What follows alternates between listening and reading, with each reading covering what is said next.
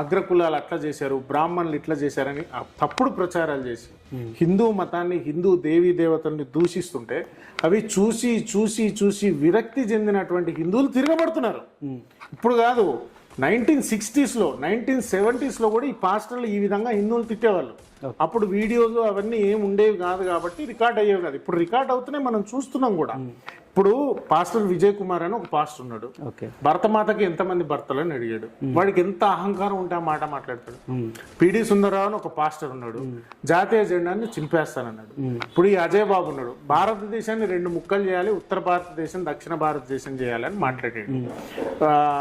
Pastor honey Johnson అని ఒక pastor ఉన్నాడు. ఇవన్నీ రికార్డెడ్ వీడియో ఎవిడెన్సెస్ కదా. అంటే వాళ్ళు హిందూ అంటే భారతదేశాన్ని 2 ముక్కలు చేస్తా అంటే ఏ హిందూ అయినా, ఏ క్రిస్టియన్ అయినా, ఏ ముస్లిం అయినా ఒప్పుకోడు. వాళ్ళకేదో అంటే వాళ్ళ బిజినెస్ కోసమో లేకపోతే వాళ్ళకి కావాల్సిన ప్రియారిటీ ఇన్ఫ్లుయెన్స్ కోసమో అంటే మనం